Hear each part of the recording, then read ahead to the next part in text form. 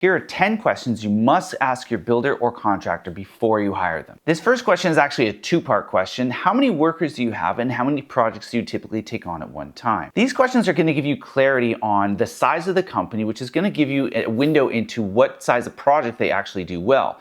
Generally, small companies do small projects well, and larger companies can handle larger projects. And why the second part of this question is important is because an overcommitted builder is not going to have the bandwidth to give your project the attention it deserves. This question is pulled out of a builder phone interview script that I've written to help clients with their builder search. If you're looking for that document, you can get it for free when you click the link in the bio above. Question number 2 is, can you walk me through your estimating process? Why this is important is because that estimate is going to roll over into your budget, and the more clarity and accuracy that's in that budget, the better chance you have of staying on budget for your project. If your builder has half-assed the estimate, that means they never have had a true picture of what this building might cost. And the only one who loses in this scenario is you, the homeowner. Because budgets are rarely blown in some gigantic unforeseen circumstance. Budgets are almost always blown in death by 1,000 cuts. It's little line items that add up over time that are just a little bit off, and next thing you know, you're 50, 75, 100 grand over budget. Number 3, what processes do you use to track actual costs versus your budget? What I'd be looking for here as a homeowner is I want to know if they have systems and processes in place already.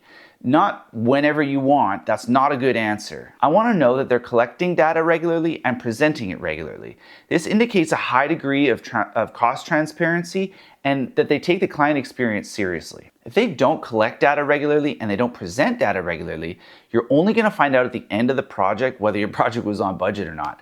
And as you guessed it, that's not a good sign, and that's also too late. Number 4, what happens if we disagree?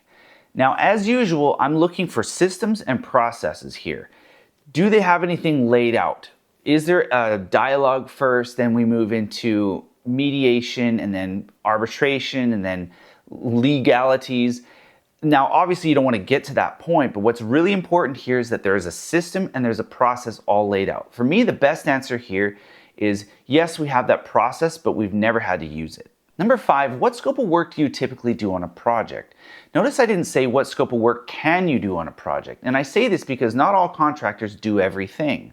Some are typically good at foundations and framing to lock up, and some will take it right from foundation, from excavation, all the way through the end of the build when you're nailing on baseboards. So their answer will tell you what they typically do, and that needs to line up with your project and what you're looking for, and specifically the level of service that you're looking for. If this video is interesting to you and you want more like it, then follow along, or if you want a free builder interview script, click the link in the bio above. Number 6, what's a typical contract structure that you use? I'm looking for payment type, payment structure.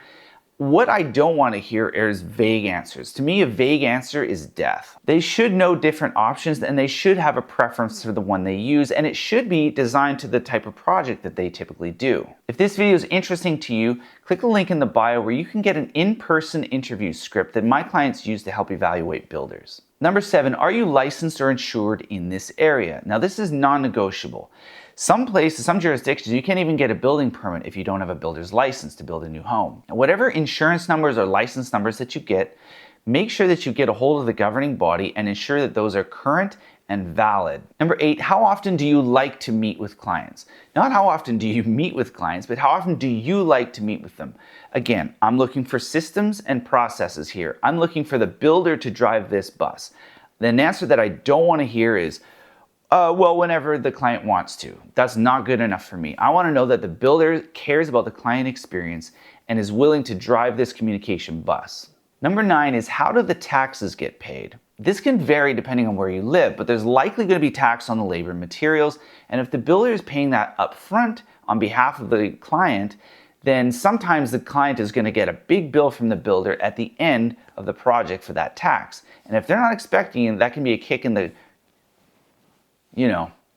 So make sure that you iron this out with your builder. I mean, we haven't even hired the builder at this point, so we really want to get ahead of this because getting that nasty bill at the end sucks. Number 10, tell me about a time that a client wasn't happy with you. Every builder has had this happen, and whether or not they're going to share it with you tells you a lot about their professionalism. What I'm looking for here is for a builder to be able to take some responsibility for an unhappy client. instead of just saying, well, the client was crazy, or the client was nuts, or the client had terrible expectations. Because the builder is so instrumental in setting project expectations for the client, if the client isn't happy about something, it's at the very least a little bit the builder's fault, where there's something they could have done differently in the past to set expectations properly, because that's all client dissatisfaction is just an unmet expectation. So what I'm looking for here is for the builder to take a little bit of responsibility for the time that the client wasn't happy with them. That'll tell you a lot about their professionalism and how they may handle these situations in the future. Those are the most important questions that I ask my clients to ask their builders prior to hiring them. It'll tell you a lot about who the builder is, their level of professionalism, and how they approach the projects. If you're interested in expanding on this knowledge, check out my How to Hire the Right Builder course. It's at albatrossacademy.ca. In that course, we dive a lot deeper into contract systems, builder evaluations, and what to look for in these interviews. It's available for a low price right now, but the price is going up soon, so don't wait too long. I'm Aaron from Albatross Academy. I hope you've been able to get good value out of this video. We'll see you in the next one.